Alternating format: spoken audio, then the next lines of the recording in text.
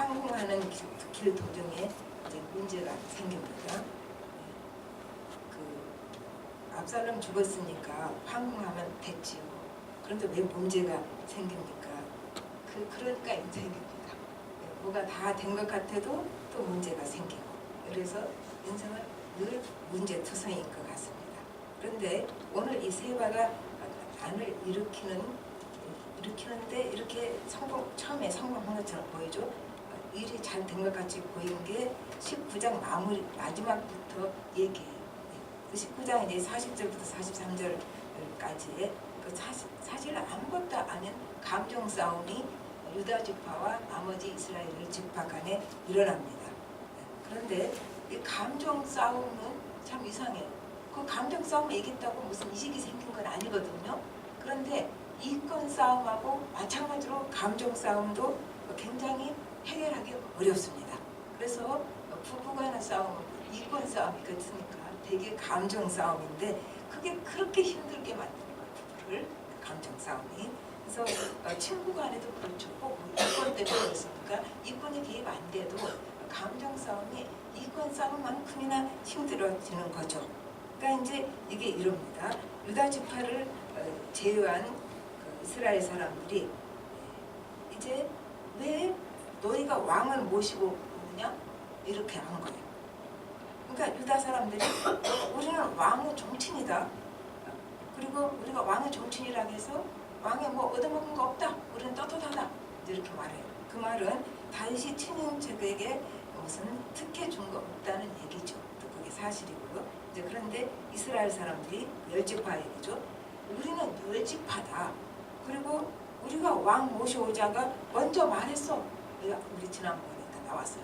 말했는데 너희가 우리랑 의논도 하지 않고 이제 왕을 독차지해서 모셔오려고 하느냐? 독차지해서 모셔오는 게 물론 중요하겠지만 그거 독차지했다고 이제 감정이 문제가 생깁니다. 그런데 우리 끝에서 나왔어요. 마지막에 43절 끝 보십시오. 이스라엘 사람 말보다 유다 사람 말이 이스라엘 사람의 말보다 더 강경하였다. 그러니까 목소리 큰 사람이 이긴 거죠. 그러니까 유다가 목소리가 더 커서 감정적으로 꼼짝 못하게 한 거예요. 이스라엘 사람들을. 이렇게 되니까 그러면은 불화가 생겼잖아요. 지금 아무것도 아닌 일이에요. 왕을 누가 데리고 오느냐 거기서 이제 불화가 생길 때 사단이 이때 절대로 가만두지 않습니다. 사단은 교활해요. 문제가 생길 때 그 사이를 끼어들기를 좋아합니다. 그래서 이제 사단이 틈을 타니까 갈라디아서 5장 15절에는 이렇게 말씀을 하십니다. 만일 서로 물고 먹으면 피차 멸망할까 조심하라. 서로 물고 뜯어먹으면 어떻게 해요? 피차 멸망하다. 누구는 좋은 거 아니다. 그 말이죠. 그러니까 가정에서도 교회에서도 이제 서로 피차 물고 넘어지면은 이게 좋은 일이 하나도 없다. 그 말이죠. 서로 긍휼히 여기는 마음을 가져야 되는 거죠. 왜 그래요? 다 힘들어요. 인생 사는 거 쉽지 않습니다. 남편도 힘들고 아내도 힘들고 그 밑에 있는 아이들도 힘들어요. 교회에서도 목사님도 힘들고 장로님도 힘들고 권사님도 힘들고 집사도 힘들고 그냥 직책 안 맞는 평신도도 힘들고 다 인생 사는 게 힘들어요. 그래서 서로를 긍휼히 여기는 마음을 가져야 되는데 이렇게 감정 대입을 하고 물고 하다 보니까 굉장히 교회도 어려워지고 가정도 어려워지고 그러다 그 말이죠. 그러니까 이제 이렇게 논쟁이 벌어져 가지고 유다 사람이 이기고 있고 이스라엘 사람들이 불평이 딱 차 있을 때 요때 이제 어떻게 해요? 세바가 난을 일으킵니다. 그게 오늘 보면 읽은 것이에요. 그냥 일으킨 거 아니죠. 다 눈치 봐서 일으킨 거예요. 근데 이제 그 이스라엘의 불평을 이용한 거죠. 그래가지고 세바가 자기 편으로 그래서 베냐민 지파니까 그러니까 그 열지파를 자기 편으로 끌어들입니다. 그래서 이제 불평 불만을 가지고 있을 때 사단이 끼어들면 사단이 좋은 거 봤어요? 없어요. 처음에는 달콤해 보이는데 언제나 쓰라린 길이 사단의 전략이에요. 그래서 좋지 않은 길로 끌고 갑니다. 그러므로 먼저 뭐부터 시작해요? 불평 불만이 지금 이스라엘 열지파에 생긴 거잖아요. 그러니까 그것부터 없애야 되는 거죠. 그러니까 우리 마음에 불평 불만이 생겼을 때 물론 아무것도 아닌데 불평 불만을 할 수도 있고 때로는 불평불만할 만해요.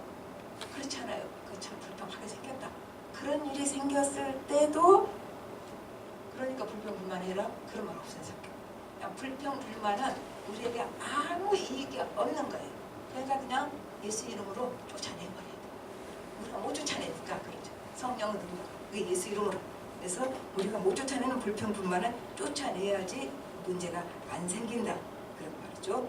이제 그래서 하나님 전이라고 우리가 맨날 말하잖아요. 우리는 하나님의 전이라고. 고린도서 1장 19절부터 20절까지 너희 몸은 너희가 하나님께로 받은 바 너희 가운데 계신 성령의 전인 줄을 알지 못하느냐.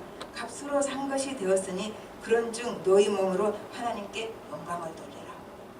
그렇죠. 우리가 하나님의 전이란 말이죠. 그러니까 하나님의 전에 더러운 것을 담아 놓으면 하나님이 있기가 불편하죠. 쓰레기로 가득 채워놔. 그러니까 우리 청소를 해서 깨끗하게 만들어놔야 된다고 말이죠. 불평불만은 더러운 거잖아요. 깨끗한 거 아니잖아요. 그런 걸 없애서 하나님이 거하시기 좋은 성전이 되게 해야 된다는 얘기입니다. 이제 그런데 4절부터 왕이 다윗 아니죠. 새로 임명한 군대 장관 아마사를 시켜서 유다 사람을 소집하게 합니다. 아마사는 원래 누구예요? 압살롬 군장이에요. 근데 압살롬 죽었을 때 다윗이 손을 딱 뻗치죠. 내가 너 군장성. 이제 그렇게. 그래서 이제 아마사가 압살롬 군장이었는데 지금 다윗 밑에 있잖아요. 그러니까 이제 왕이 유다 사람을 소집해라 그렇게 말합니다. 근데 아마사가 유다 사람을 모으는데 3일을 유예를 주죠. 너무 척박하잖아요. 지금처럼 인터넷이 있는 것도 아니고 전화가 있는 것도 아니고. 그러니까 이제 3일 동안에 모아내요. 그런데 그 사이를 못 참고 다윗이 또 요압 동생 아비새를 시켜서 자기 부하들을 데리고 세바를 쫓아가라고 합니다. 그러니까 요압도 자기 부하들과 같이 아비새 따라서 예루살렘에서 나갑니다. 그리고 나서 이제 8절에서는 요압이 아마사를 죽이는 장면이 나옵니다.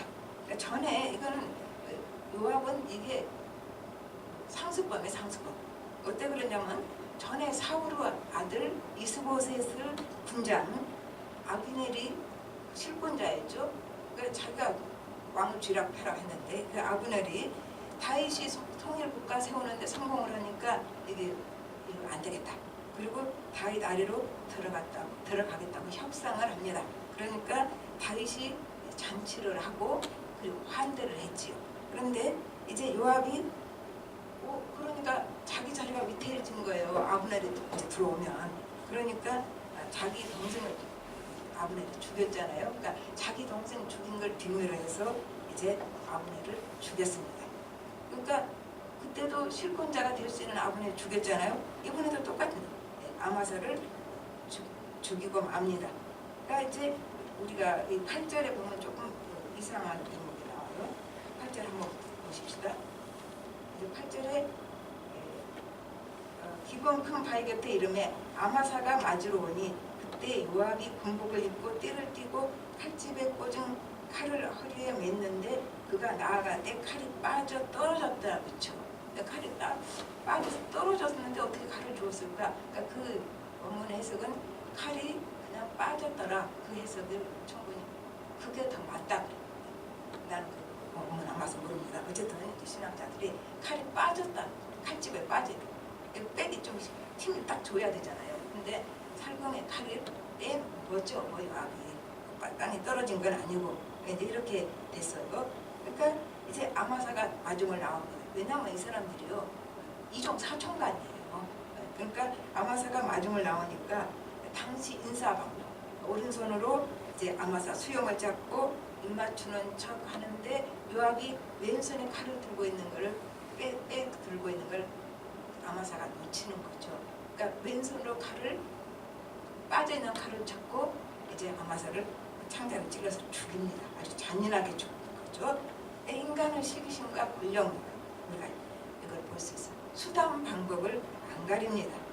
그리고 이제 자기도 요압도 열왕기상 2장 34절을 보면 솔로몬 왕 때 자기도 죽게 됩니다. 그래서 마태복음 26장 52절에 검을 가지는 자는 다 검으로 망하느니라. 검뿐이 아니에요. 사기꾼이요. 사기당하요. 사기꾼이 어떻게 사기를 당해요? 아니에요. 더 사기 잘 치는 사람한테 사기꾼이 사기를 당합니다. 그리고 싸움 잘하는 사람이 싸움 잘하는 사람한테 또 당합니다. 그러니까 저 사람은 사기를 잘 치니까 사기 안 당. 그런 거 없어요. 그러니까 항상 이제 검을 가진 자는 검이 있으니까 검으로 이길 것 같은데 검으로 망한다. 그 말씀을 하고 계시는 거죠. 그 다음에 이제 한 여인의 지혜가 나옵니다. 그게 14절부터 22절까지. 그러면 이제 우리가 지금 딴 얘기 계속 하고 있었는데 세바와 나는 어떻게 되냐? 그 얘기를 해야겠죠. 세바와 나는 한 여인의 지혜로 이기게 됩니다. 이제 요압이 세바가 있는 성읍을 둘러쌉니다. 요압은 전쟁에 뼈가 굵은 사람, 전쟁을 잘해요. 그러니까 세바 정도는 이길 수 있는 사람이죠. 그래서 이제 성읍을 딱 둘러싸가지고 성읍을 아예 통째로 부셔버리려고 하는데 한 지혜 있는 여인이 요압을 만납니다. 성읍에 있는 여인이죠. 그래가지고 왜 성읍을 멸하고자 합니까? 이거는 하나님의 성인데 그렇게 얘기를 합니다. 그러니까 요압이 뭐라 그런가 하면 세바가 반역을 했으니까 세바만 내어주면 우린 떠난다 얘기를 하죠. 그래서 그 여인이 이제 그 22절에 보면 사람들에게 말을 합니다. 이제 세바만 머리를 베서 주면은 요압은 떠난다. 우리는 이렇게 고통당할 필요가 없다. 그러니까 사람들이 세바의 머리를 베어서 이제 요압에게 던져줍니다. 그래가지고 반란이 진압되고 큰 살상이 없었습니다. 그러니까 한 지혜 있는 여인으로 인해서 이제 성이 무너지고 살상이 일어날 것을 막게 된 거죠. 그러니까 지금 우리가 뭘 볼 수 있냐면 문제가 생겼을 때 감정적으로 대하면 어쩐다? 그럼 져요. 쉽게 말해서 문제가 생겼을 때 감정적으로 대하고 화내면 그런 치는 거예요. 냉정하고 침착해져야 되는 거죠. 야고보서 1장 5절에 너희 중에 누구든지 지혜가 부족하거든 모든 사람에게 후히 주시고 꾸짖지 아니하시는 하나님께 구하라. 그리하면 주시리라. 그래서 우리가 문제가 터지고 내가 너무 말이 안 되는 상황에 들어갔을 때 감정을 이쪽으로 대할 것이 아니라 냉정해지고 침착해지고 하나님께 지혜를 구해서 그거 뜻하고 있어요. 하나님께서 지혜를 주신다고 했으니까 그렇게 지혜를 구해서 우리 지혜 있게 사는 사람들이 됩시다. 우리 참 지혜 없게 많이 살았어요. 한 해도. 그 전에도 그랬고 그 전에도 우리는 참 지혜 없게 산 적이 너무 많아요. 모르겠어요. 다른 사람. 난 그래도 지혜 있게 살았다. 자신 있는지 몰라도 보면 참 지혜가 없어요. 또 지난 한 해도 돌아보면 참 지혜 없게 산 적이 많았습니다. 그래서 이제 새해에는 우리가 하나님께 더 지혜를 구해서 지혜 있게 사는데 그 필수 조건이 뭐예요? 감정적으로 뛰어넘으면 안 된다. 침착하고 냉정하게 하나님 앞에 나아가야지 그 감정 갖고 이렇게 하면은 일단 이 머릿속이 감정이 앞서버리니까 실수하고 지혜 없게 사는 인생이 된다는 얘기죠. 그래서 감정을 하나님 앞에 내려놓고 그리고 지혜를 구해서 지혜 있게 또 하는 참 다행이잖아요. 근데 오래 살았으니까 지혜 없게 살았으니까 끝이다. 안 그러고 새해를 우리에게 또 선물로 주시잖아요. 그거는 똑똑한 사람이나 못난 사람이나 젊은 사람이나 늙은 사람이나 다 똑같이 한 해를 새해를 선물로 주십니다. 하나님 참 공평하시죠? 그러니까 내가 못났으니까 나는 반 해만 주는 게 아니죠. 그것이 우리에게는 근데 그게 축복이고 은혜인 줄도 몰라. 당연한 거야. 뭐가 당연해? 안 주시면 어쩌려고. 데려가 버리면 못 주시게요. 그러니까 한 해를 우리에게 주신다는 것이 당연한 것이 아니고 하나님의 선물이라고 생각한 사람은 한 해를 시작할 때 경건한 마음으로 하나님을 바라보며 시작하게 됩니다. 왜? 이거는 하나님 내게 주신 선물이니까 귀하게 여겨야 되잖아요. 주신 선물을 아무렇게나 우리가 살 수는 없지. 새 한 해는 하나님의 선물이니까 귀하게 여겨서 귀한 인생을 살기를 예수님으로 축복합니다. 예. 이제 그런데 말씀을 좀 내주려고 하는데 6절에 다윗이 진짜 재미있는 얘기를 해요. 세바가 압살롬보다 나를 더 해칠 거다. 그 말이 안 되는 얘기거든요. 그리고 이제 아마사가 병사 소집하는데 날짜 안에 모으지 못했다고 그렇게 불안하고 조급해가지고 잠시도 기다리지 못하고 아비새에게 자기 병사 데리고 세바 추적하라. 좀 좀 이상하잖아. 그런데 사실은 압살롬은요 왕자고 잘생겼고 똑똑하고 백성의 인기가 많았고 계속해서 준비를 해온 거예요. 반란을. 세바는 그거 아니에요. 이스라엘과 유다 사람하고 그 이스라엘 열집하고 유다 사람 사이에 이렇게 골이 깊어지는데 얼른 이렇게 그걸 이용해서 나선 뭐예요? 불량배라고 해서 불량배. 어떻게 압살롬하고 같겠습니까? 그런데 이제 그 압살롬한테 압살롬 반란으로 당한 그 고통이 트라우마가 돼서 트라우마입니다. 우리 인턴 집사한테 트라우마라고 썼더니 트라우마죠. 그래서 맞다. 내 얼른 그려놨는데 그게 한국말 하면 트라우마. 독일어도 아니고 뭐도 아니죠. 그대로 발음대로 하면은 스펠링대로 하면 트라우마. 근데 이 사람들 그렇게 발음해. 트라우마 그렇게 발음해요. 어쨌든 이제 트라우마가 됐어. 그 아들 반란을 얼마나 고생을 했든지 그래가지고 이렇게 세바를 두렵게 본 거죠. 실제 이상으로 이렇게 소동을 튀게 됩니다. 트라우마 다 아시죠? 정신적인 쇼크, 정신적인 외상으로 그 상처가 지속적으로 남아있는 거예요. 그게 문제예요. 우리는 정신적인 쇼크 외상이다 그렇게만 생각해요. 그게 계속해서 남아있는 상태. 그러니까 안 좋은 거죠. 이제 이렇게 트라우마가 생기면 어떻게 해요? 피해의식이 딱 생기는 거죠. 또 일이 생긴다 나한테 이렇게 되는 거죠. 그러니까 그 한국 사람은 그 전쟁에 대한 트라우마는요, 그거는 설명이 안 돼. 누가 뭐 이래서 저랬다 실제 겪은 사람은 그 전쟁에 대한 그 피해의식이라는 게 말로 표현할 수가 없는 거예요. 그 전쟁 안 겪은 사람은 이해 못합니다.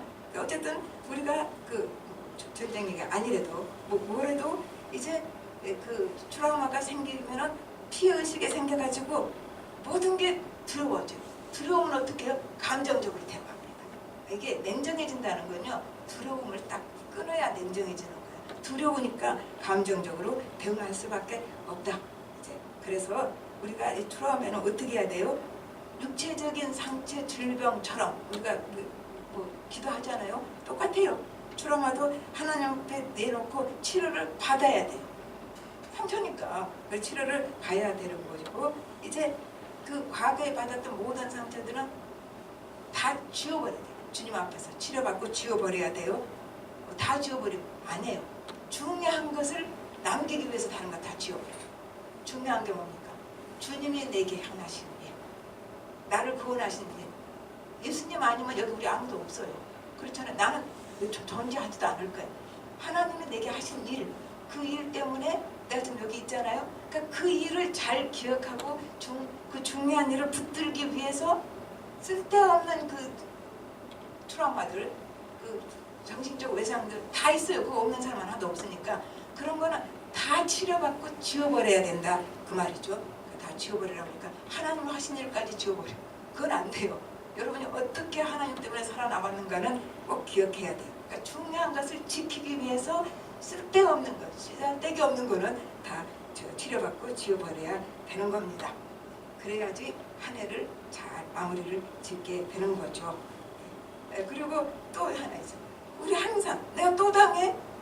그거 있잖아요. 나이 든 사람한테 당한 사람은 또 나이 든 사람 내가 또 당해? 이렇게. 그 사람 아닌데 이렇게 하지 말고 이제 하나님을 굳게 잡아야 되는 것이죠. 이사야서 53장 5절에 그가 채찍에 맞음으로 우리가 나음을 받았다. 베드로전서에 나와요. 그가 채찍에 맞음으로 우리가 나음을 받았다. 예수님이 십자가에 달리실 때 채찍에 맞음으로, 채찍에 맞고 달리셨잖아요. 그가 채찍에 맞음으로 우리가 나음을 받았도다. 성경이 보증하는 거죠. 예수님 채찍과 나와 무슨 상관이 있어? 그 성경을 안 읽고 몰라서 예수님이 채찍을 맞아서 내가 다 나음을 받았다. 이걸 우리가 말씀을 어떻게 해요? 눈으로만 보지 말고 입으로 공포를 하십시오. 이 말씀을 입으로 선포를 할 때 말씀의 능력이 역사합니다. 나는 예수님이 채찍에 맞았으니까 내가 받았던 그 과거 상처, 창피한 상처 다 나음 받았다. 그렇게 선포를 하십시오. 그리고 선포하고 다 치료받고 지워버리십시오.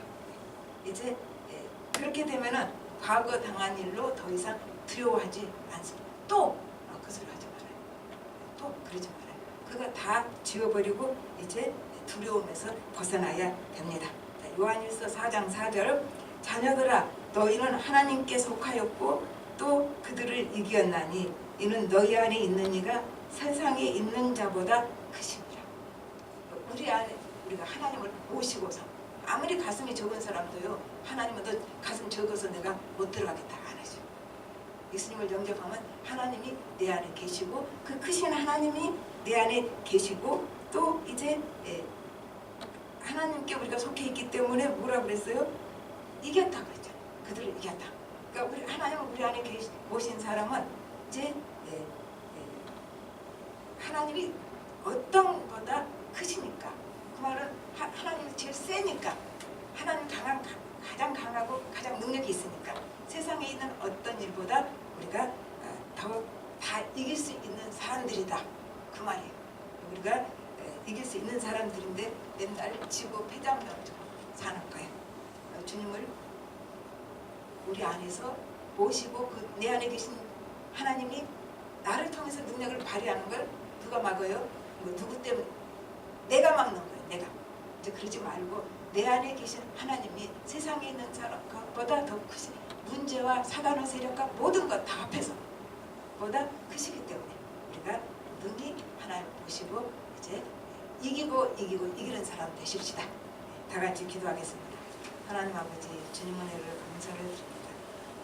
크신 하나님을 우리 안에 모시고도 그리고 주님이 우리와 함께 계시는데도 주님의 능력으로 우리 안에서 역사하시는데도 우리는 참으로 폐잔병처럼 지질이 못난 사람들처럼 그렇게 쓰러지고 넘어지고 그리고 이제 자책감에 사로잡혀서 사는 바보들이었습니다. 아버지는 우리의 모든 상처 다 치료해 주시옵소서.